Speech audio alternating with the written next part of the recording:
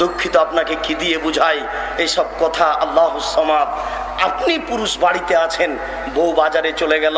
আল্লাহর নবী বলছেন 3 শ্রেণীর মানুষ জাহান্নামে যাবে না, 3 শ্রেণীর মানুষ জাহান্নামে যাবে না, 3 শ্রেণীর মানুষ জাহান্নামে যাবে না, 3 শ্রেণীর মানুষ জাহান্নামে যাবে না।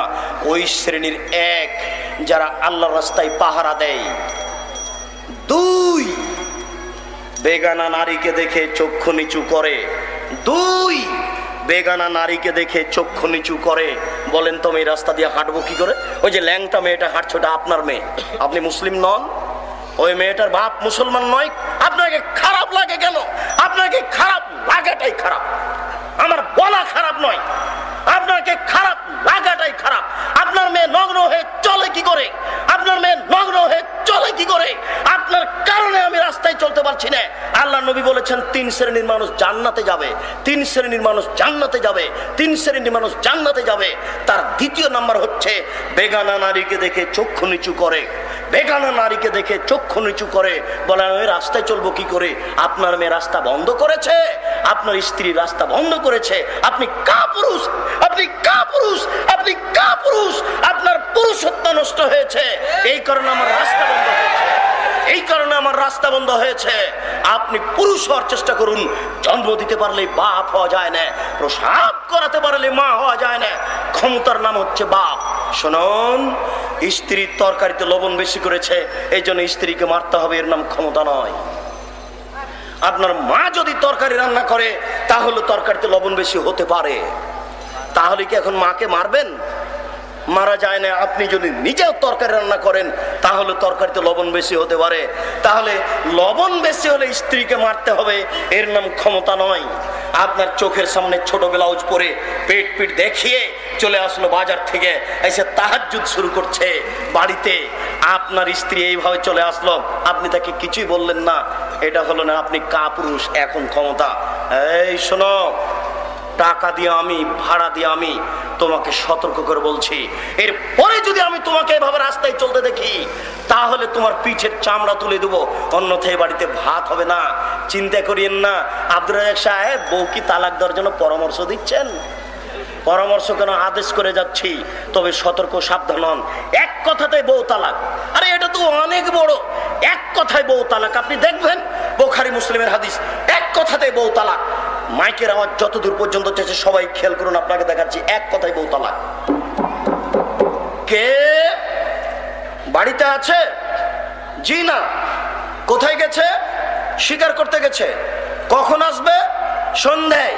কেমন আছো? খুব একটা ভালো নেই। ওহো, আচ্ছা ঠিক আছে, আসলে সালাম দিও, চৌকাঠ পরিবর্তন করতে বলিও। বলতে পারেন? বাহির থেকে দাঁড়িয়ে কথা বলছেন যিনি, তিনি হচ্ছেন ইব্রাহিম আলাইহিস সালাম। আপনি বলতে পারেন তিনি এসেছেন সিরিয়া থেকে, আসতে 1.5 মাস লেগেছে, যেতে 1.5 মাস লাগবে। 3 মাসের পথ পায়ে হেঁটে এসেছেন। ভিতরে আছেন বৌমা, বেটা বাইরে কাজ করতে গেছে, শিকার করতে গেছে। আরো ইব্রাহিম আলাইহিস সালামের কথা ছিল, তিনি একবারে খেপে গেছেন যখন বৌমা বলেছে ভালো নেই।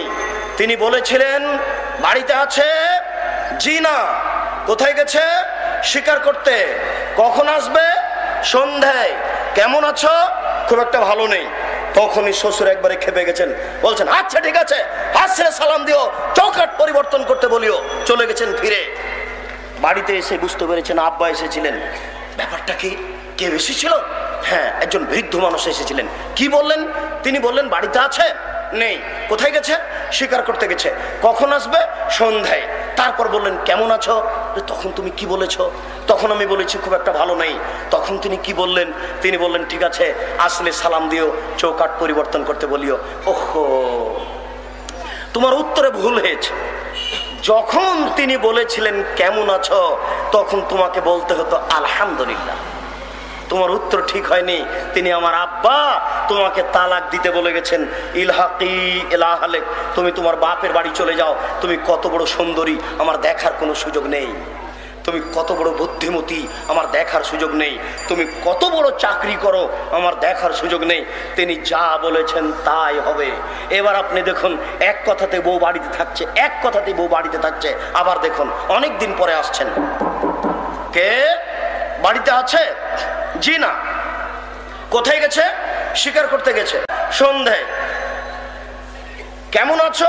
আলহামদুলিল্লাহ। কি খাও? এ দেখেন কথা বাড়লো না, বুঝাতে পারলাম না মনে হয়। আগে এই পর্যন্ত থেমে গেছিলেন, একবারে রাগ করে চলে গেলেন, বলে যে চৌকাঠ পরিবর্তন করতে বলিও। এখন বলছেন যে কেমন আছো? আলহামদুলিল্লাহ। তারপরে শ্বশুরে জিজ্ঞাসা করছেন কি খাও? তখন বৌমা ভিতর থেকে বলছেন গোস্ত আর পানি। আল মা ওয়াল লাহম, গোস্ত আর পানি, পোলাও নেই, রুটি নেই, কিছু নেই। আপনার মতো এত আইটেমের কোনো খাবার নেই। আপনাকে এটুকু বুঝার জন্য আরেকটা কথা বলি। ইব্রাহিম আলাইহিস সালাম কিন্তু অনেক দিন আগে এই বৌমা স্বামীকে, অর্থাৎ এই ছেলেকে দুধের অবস্থায় রেখে গেছিলেন, জানেন না কাহিনী? ইব্রাহিম আলাইহিস সালাম তার স্ত্রী হাজেরাকার এই বাচ্চাটাকে কাবা ঘরের পাশে দুধ খাওয়ানো অবস্থায় রেখে গেছিলেন। আর একবার ইব্রাহিম আলাইহিস সালাম এসেছিলেন ছেলেকে কুরবানি করতে, তখন বয়স তার 8-9 বছর।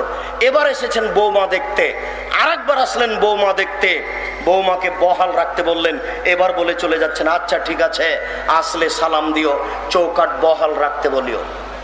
আপনার স্ত্রী বারবার বাজার থেকে নগ্ন পোশাকে আসবার আপনি কিছু বলবেন না? মানে হতেই পারে না। এক কথাতে বউ তালাক। আমি আপনাকে তালাক দিতে বলিনি, আপনাকে পরামর্শ দিয়ে যাচ্ছে আপনার স্ত্রীকে আপনি সংশোধন করুন। যদি সম্ভব না হয় তাহলে এই স্ত্রী রাখা যাবে না, এ কথাই ঠিক। আপনি স্ত্রীর কারণে পরকাল হারায়েন না। শুনুন, যেদিন থেকে আপনার স্ত্রী আপনার বাড়িতে এসেছে, ও যত পাপ করছে সমস্ত পাপের জবাব আপনাকে দিতে হবে। আপনার স্ত্রীর পেটটা যদি 20,000 মানুষে দেখে থাকে, 20,000 মানুষে যত পাপ করেছে, আপনার স্ত্রী একাই তত পাপ করেছে। আপনার স্ত্রী একাই যত পাপ করেছে, আপনি একাই তত পাপ করেছেন। এক পাপ 3 ভাগে বিভক্ত। 20,000 লোক পাপী, আপনার স্ত্রী পাপী, আপনি পাপী, 3 জনই সমান। এবার মনে হয় বুঝাতে পারলাম না। 10,000 মানুষ পাপী, ওই পরিমাণ আপনার স্ত্রী পাপী, ওই পরিমাণ আপনি পাপী। পুরুষ হন, পুরুষ হন। পুরুষ হওয়ার জন্য আপনাকে অনুরোধ করে যাচ্ছে।